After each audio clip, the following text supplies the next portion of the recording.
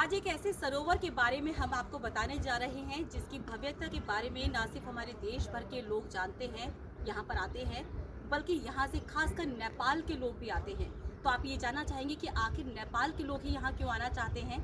तो इस सरोवर की क्या ऐसी बात है जिसके बारे में हम आपको बताने जा रहे हैं, जिसकी वजह से हमारे देश भर से और नेपाल के लोग यहाँ पर आते हैं। चलिए बताते हैं। ये आपको बता दें कि ये जो सरोवर आप देख पा रहे हैं, ये पूरा सरोवर का इस समय जो परिसर है, या कहा जाए कि कितने बड़े इलाके में फैला हुआ है, तो ये मैं आपको बता दूं कि ये करीब 451 बीघा ज़मीन पर ये फैला हुआ है।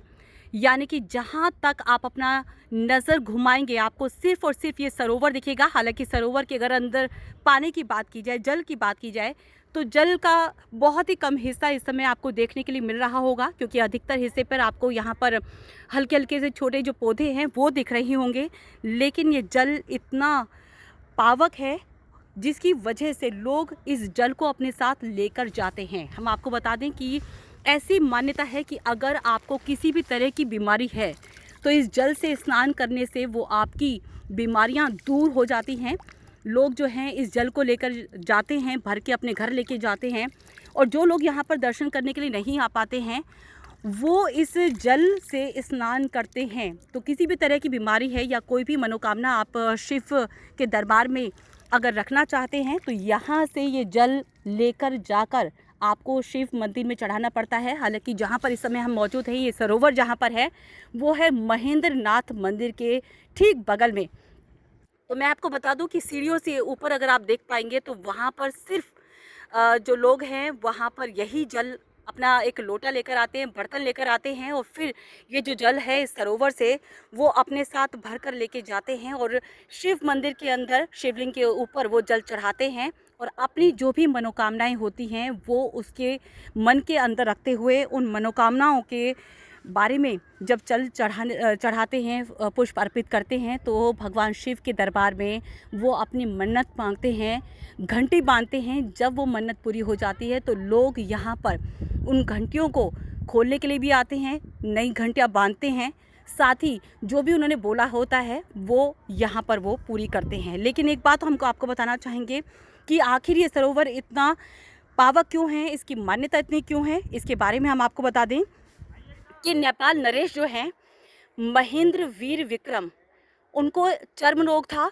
और इस बीमारी का कहीं भी इलाज उनको नहीं मिल पा रहा था। जब वो बनारस से लौट रहे थे, इलाज के लिए वो वहाँ गए थे, जब उन्हें कोई समाधान उसको नहीं मिल पाया तब उसके बाद उन्होंने यहाँ पर विश्राम किया था। जब इस जल से उन्होंने अपना, कहते हैं कि कुछ पानी की बूंदें उनके शरीर के ऊपर गिरी, तो जिस हिस्से पर वो पानी गिरा वहाँ पर जो भी चर्म रोग है वो ठीक होता चला गया। जिसके बाद उन्होंने अपने सिपाही से कहा, सैनिक से कहा कि आपको दोबारा से जहाँ से पानी लेकर आए हैं वो दोबारा से लेकर आए।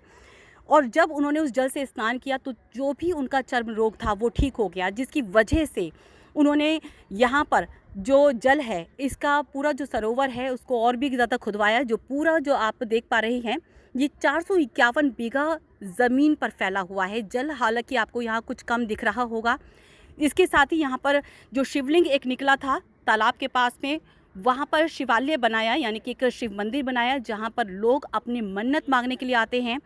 अगर कहा जाता है कि किसी भी तरह की बीमारी का अगर कहीं उसको समाधान नहीं मिल पा रहा है, इस जल को, जो जल आप देख पा रहे हैं सरोवर का, इस जल को लेकर जाएं और इसी जल को शिवलिंग के ऊपर चढ़ाएं, तो जो भी आपकी मन्नत है वो मन्नत पूरी होती है।